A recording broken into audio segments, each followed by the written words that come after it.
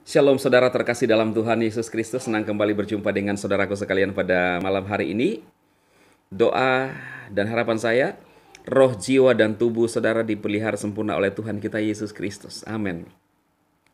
Nah, beberapa saat ini saya membahas dan menanggapi juga berkomentar dan melihat komentar-komentar dari saudara-saudara, bahkan pastor-pastor yang menanggapi tentang Daniel Mananta dan UAS ya saudara ya, di mana kita harus menyampaikan kebenaran firman Tuhan, apa yang sebenarnya terjadi di dalam iman kita sebagai orang Kristen. Apakah kita benar menyembah patung? Apakah kita ketika ada lambang salib lalu mentuhankan itu salib? Ya, kita harus bersuara, saudara. Nah, jadi ada yang berkomentar bahwa, loh kok Daniel Mananta terus dibahas? Tidak bahas Sambo lagi, ya. Jadi saudara, saya bahas Sambo, ada yang berkomentar kok bahas Sambo. Saya bahas Daniel, kok dibilang tidak bahas Sambo. Saya bahas Daniel, ada yang bilang bahas yang lain sajalah, menyampaikan firman. Nah, banyak video saya yang menyampaikan firman Tuhan, saudara. Membangun saudara-saudara seiman. Setiap malam kita live. Saya mengajak saudara yang bimbang hidupnya, yang hidupnya mungkin jadi orang Kristen tapi tidak pernah ke gereja, lebih baik masuk di dalam live kita setiap malam jam 8 waktu Indonesia Barat.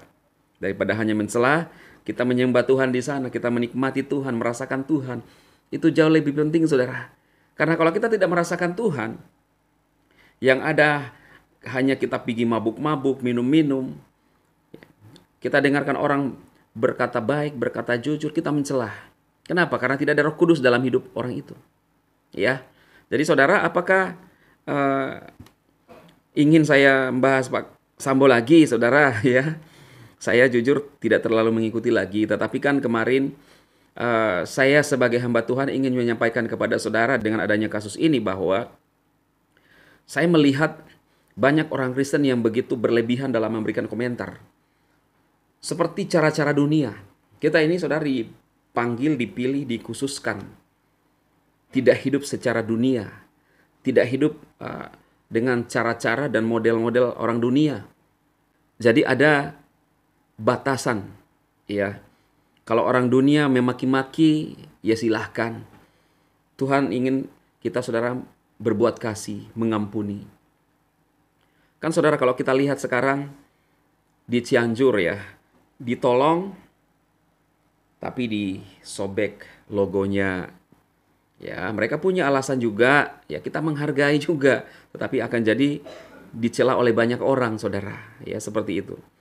Kemudian bahkan ada yang saya lihat, saudara, ketika ingin dibantu di bagian saudara di dekat-dekat pintu gerbang, pintu masuk itu ada yang mencekal, ingin memaksa untuk mengambil bantuan itu, walaupun diberitahu bahwa ini untuk bagian di belakang, bagian dalam, tapi ngotot.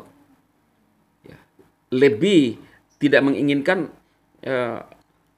orang-orang yang ada di dalam tidak mendapatkan bantuan dan tidak mengizinkan orang untuk lewat. Ya.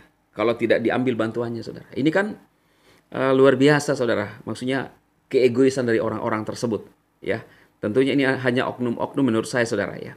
Jadi apa yang kadang-kadang kita ingin sampaikan tanpa harus kita peduli dengan orang lain. Kalau sesuatu yang benar, satu kebenaran, kita sampaikan, saudara. Ya. Kemarin saya juga banyak dapat kritikan dari saudara-saudara, termasuk saudara-saudara seiman, ketika saya menyampaikan bahwa kita harus mengampuni. Orang berbuat jahat kepada kita, 7 kali kita mengampuni. Tapi adakah orang berbuat jahat kepada saudara 7 kali sehari? Ya, ini menggambarkan bahwa harus ada pengampunan. Apalagi saudara-saudara seiman sendiri. Tapi saya kadang sedih ketika ada orang yang berkata bahwa harus juga mendapatkan balasan, bahkan harus dihukum mati. Serahkan ke pengadilan, saudara. Ya, untuk proses ini. Dan kita berdoa supaya Pak Sambo disadarkan Tuhan. Tapi dia sudah berkata bahwa dia bertobat. Apalagi saudara, kalau dia sudah mengungkapkan dia bertobat. Kita berkata, oh tidak tulus. Ya, yang bisa mengukur itu adalah Pak Sambo dan Tuhan. Kita nggak bisa menilai. Ya saudara, supaya kita menjadi orang Kristen yang benar-benar menghidupi firman. Walaupun sekarang seperti apa yang dilakukan oleh orang Kristen, dicelah. Tapi kita tetap mengampuni saudara.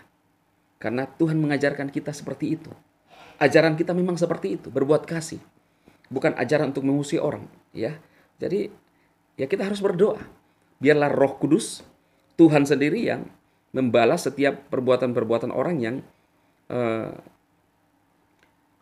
menganiaya umat-umat Tuhan, termasuk orang-orang percaya, karena itu kata Alkitab, saudara.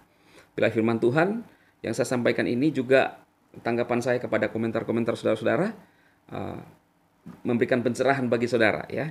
Minta maaf jika ada hal yang tidak berkenan di hati saudara. Tujuan saya adalah bagaimana kita mengenal kebenaran Kristus dan menjadi orang Kristen yang sungguh-sungguh hidup bagi Dia. Tuhan memberkati. Amin.